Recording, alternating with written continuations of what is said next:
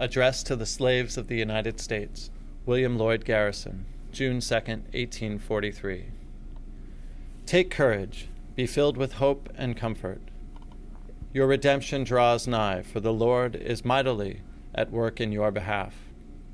Is it not frequently the darkest before daybreak? The word has gone forth that you shall be delivered from your chains, and it has not been spoken in vain.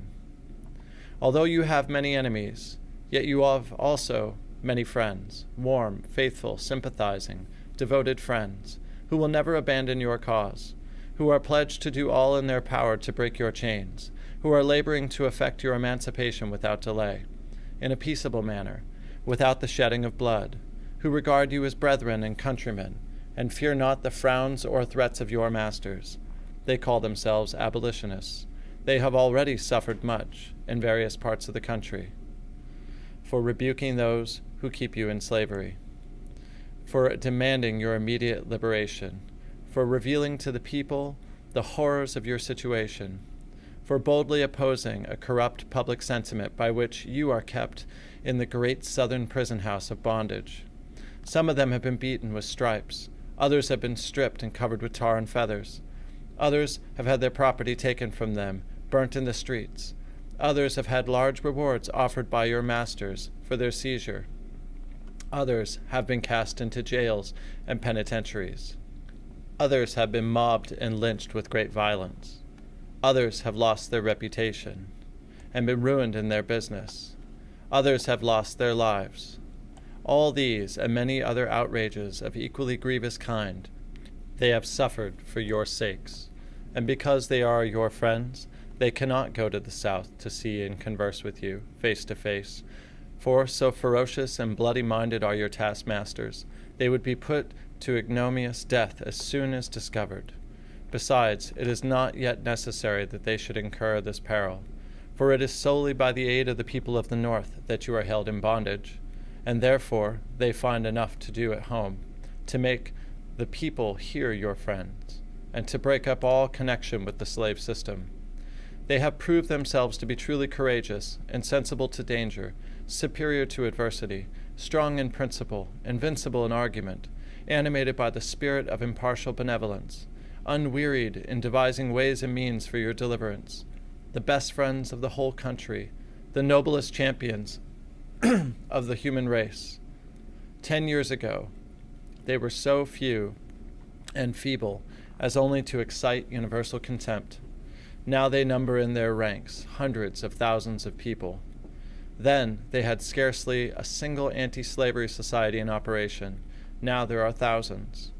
Then they had only one or two presses to plead your cause. Now they have multitudes. They are scattering all over the land their newspapers, books, pamphlets, tracts, and other publications, to hold up to infamy the conduct of your oppressors, and to awaken the sympathy in your behalf.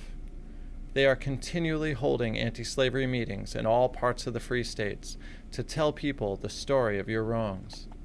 Wonderful has been the change effected in public feeling, under God, through their instrumentality.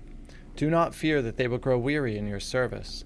They are confident of success in the end.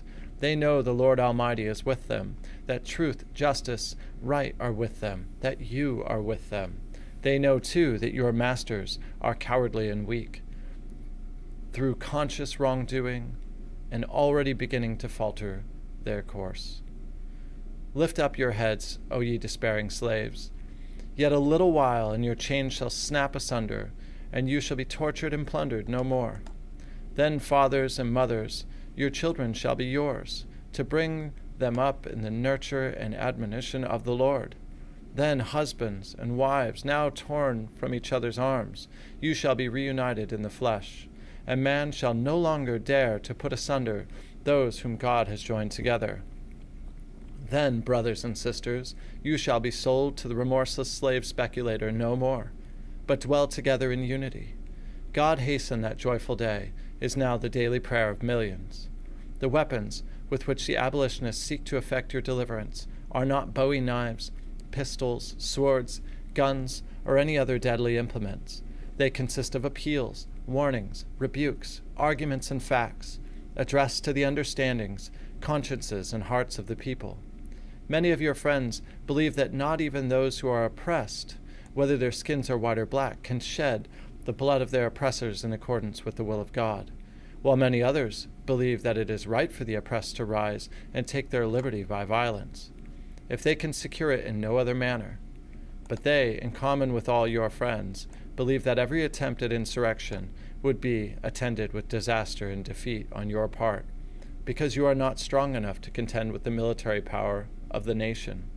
Consequently, their advice to you is to be patient, long-suffering, and submissive, yet a while longer, trusting that, by the blessing of the Most High on their labors, you will yet be emancipated without shedding a drop of your master's blood or losing a drop of your own.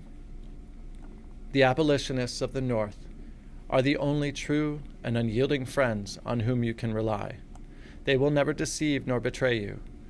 They have made your cause their own, and they mean to be true to themselves and to you, whatever may be the consequence. They are continually increasing in number, in influence, in enterprise, and determination, and judging from the success which has already attended their measures, they anticipate that, in a comparatively short period, the entire North will receive you with open arms and give you shelter and protection as fast as you escape from the South. We who now address you are united with them in spirit and design. We glory in the name of abolitionists, for it signifies friendship for all who are pining in servitude. We advise you to seize every opportunity to escape from your masters, and fixing your eyes on the North Star, travel on until you reach a land of liberty. You are not the property of your masters. God never made one human being to be owned by another. Your right to be free at any moment is undeniable, and it is your duty, whenever you can, peaceably, to escape from the plantations on which you are confined, and assert your manhood.